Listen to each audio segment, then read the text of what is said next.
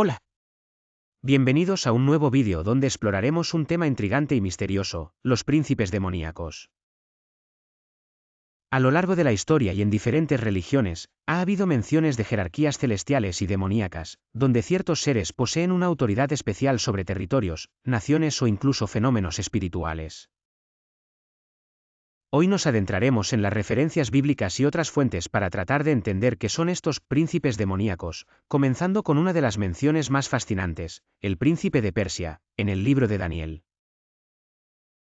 Para empezar, uno de los textos más enigmáticos en cuanto a jerarquías demoníacas se encuentra en el libro de Daniel, específicamente en el capítulo 10. En este pasaje, se narra cómo el profeta Daniel oró y ayunó durante 3 semanas, pidiendo entendimiento sobre una visión que había recibido. Al final de este periodo, un ángel se le aparece y le dice algo inesperado. Que había sido retenido durante 21 días por el príncipe de Persia. Pero, ¿quién es este príncipe? No estamos hablando de un gobernante humano, sino de una entidad espiritual. El príncipe de Persia es descrito como una figura demoníaca que controla o influye en la región de Persia.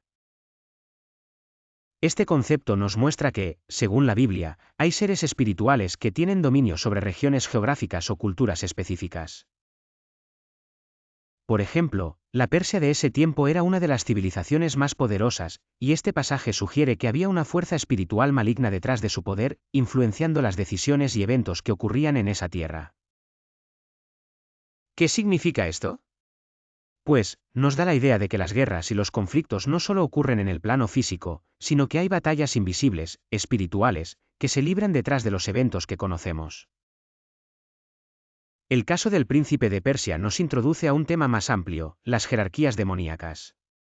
La idea de que los demonios no operan de manera desorganizada, sino que tienen niveles de autoridad y funciones específicas, ha sido discutida en diferentes textos religiosos y teológicos.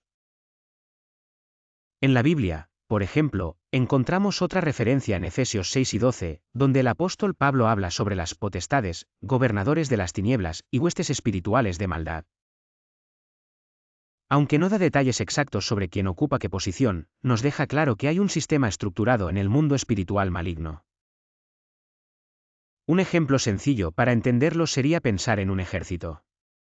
En un ejército no todos los soldados tienen el mismo rango ni la misma función. Algunos son generales, otros capitanes, otros soldados rasos.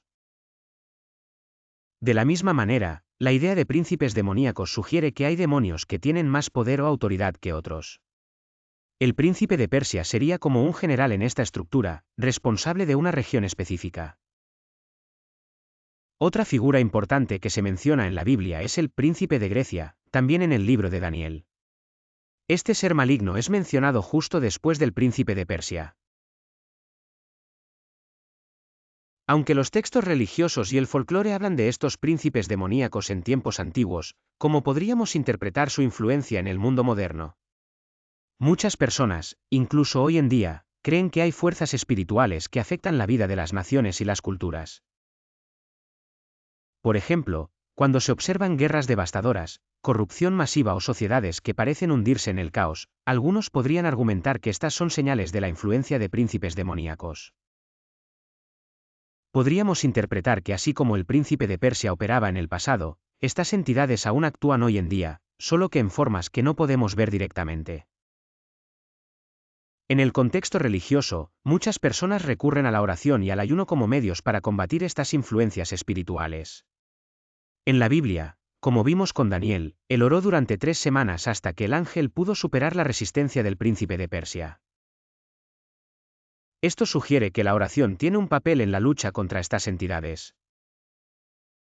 Aunque no veamos físicamente a estos príncipes demoníacos, sus efectos podrían ser detectados en los eventos que ocurren a nuestro alrededor.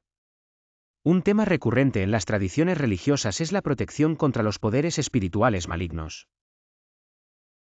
Ya hemos mencionado la oración como una forma de protegernos, pero también hay otros métodos que se destacan en diferentes religiones.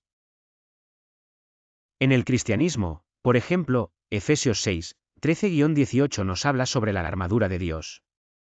Esta es una metáfora que Pablo utiliza para describir las herramientas que un creyente tiene para protegerse de las influencias demoníacas. Habla de la verdad como el cinturón, la justicia como la coraza, la fe como el escudo y la oración como la espada. La idea es que, al seguir un camino de rectitud y estar en constante conexión con Dios, uno puede evitar caer bajo la influencia de estos príncipes demoníacos. En otras religiones, como el budismo, la meditación y la purificación espiritual son formas de protegerse de influencias malignas. La mente y el espíritu limpios se consideran las mejores herramientas para resistir la tentación y las fuerzas oscuras que podrían intentar desviar a una persona. Los príncipes demoníacos son una idea fascinante que aparece tanto en textos religiosos antiguos como en el folclore y la teología moderna. Aunque no podemos verlos, muchas tradiciones sostienen que tienen una influencia poderosa sobre el mundo físico y espiritual. Desde el príncipe de Persia mencionado en el libro de Daniel hasta figuras como Belial y Samael, la idea de que hay fuerzas oscuras jerarquizadas que intentan influenciar nuestras vidas ha estado presente a lo largo de la historia.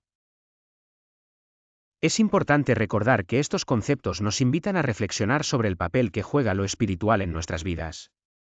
Si bien es un tema misterioso, también nos muestra que hay mucho más en el mundo de lo que podemos ver. Y que las luchas que enfrentamos no siempre son solo físicas o emocionales, sino que también podrían tener un componente espiritual.